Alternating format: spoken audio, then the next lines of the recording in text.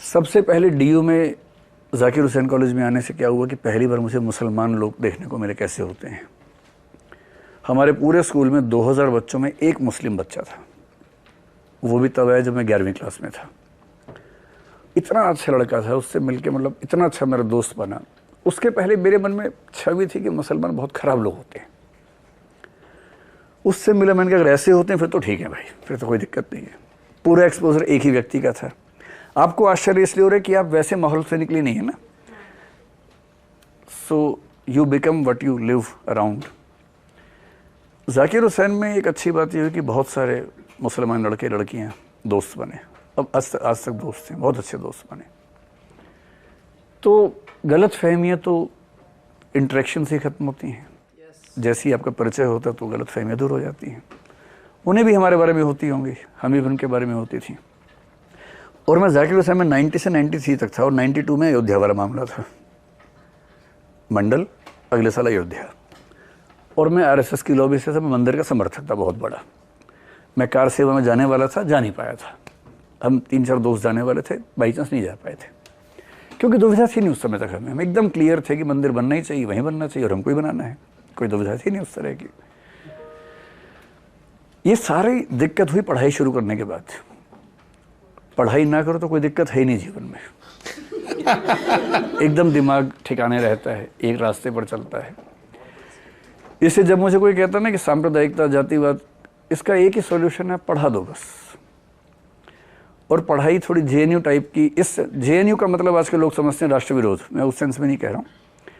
मेरे लिए जेएनयू का मतलब है एक ऐसा विश्वविद्यालय जो आपको कई तरह से सोचने की आंख देता है, नज़रिया देता है। और जहाँ आपको नज़रिए 3-4 मिल जाए तो आप इंसान बेहतर बन ही जाते हो।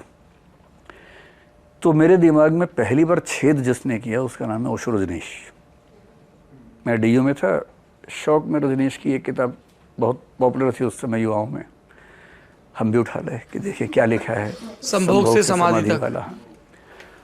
मेरा एक दोस्त बहुत गीत गाता था उस किताब के बारे में कि वो पढ़ो, स्पिरिचुअलिटी सेक्सुअलिटी एक चीज़ होती है। हमने कहा ठीक है, पढ़ के देखते हैं। तो बहुत समझ नहीं आई, लेकिन ये समझ में आया कि ये आदमी तर्क अच्छे देता है। फिर मैं उनकी 8-10 किताबें खरीद के ले आया कहीं से, बुक फेयर से। तब बुक फेयर लगना शुरू हुआ था शायद, तो पहले बुक फेयर में मैं बोरी भर के किताब लाया था खरीद के, जिसमें ओशो की ज़्यादा बुक्स थी। जितना पढ़ा ओशो को, मैंने ज़्यादा नहीं पढ़ा, 5-7 किताबें पढ़ी होंगी मुश्किल से।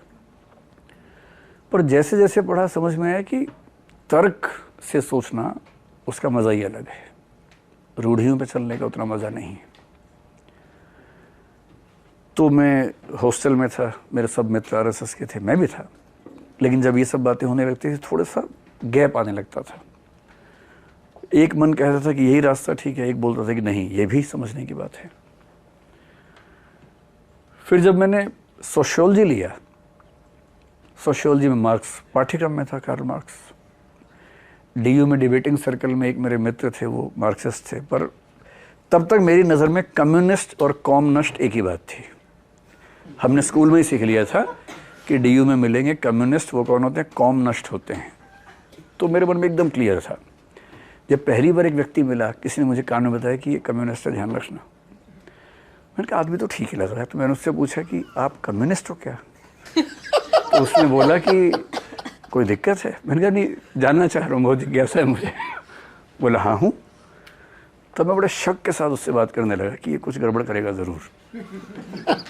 तो धीरे धीरे फिर समझ में आया कि वो भी बढ़िया इंसान है, बड़े अच्छे दोस्त बन गए। तो हमारे कॉलेज में तो बड़ा मज़ेदार माहौल था। इलेक्शन के टाइम पे कम्युनिस्ट विंग के लोग इलेक्शन लड़ रहे थे, एबीवीपी भी बिना नाम के लड़ती थी। एबीवीपी के लोग कम्युनिस्ट ऑफिस में सोते थे रात को, खाना वहाँ आता था उनका, ये हमारे यहाँ खाना खाते थे। दिन में झगड़ा करते थे, शाम को साथ बैठते थे, और ऐसी दोस्ती थी उनके साथ हमारी। सोशियोलॉजी में कार्ल मार्क्स और मैक्स वेबर को पढ़ने के बाद मुझे लगा कि दुनिया उतनी सरल, एक आयामी, एक तरफा नहीं है जितना हम सोचते हैं।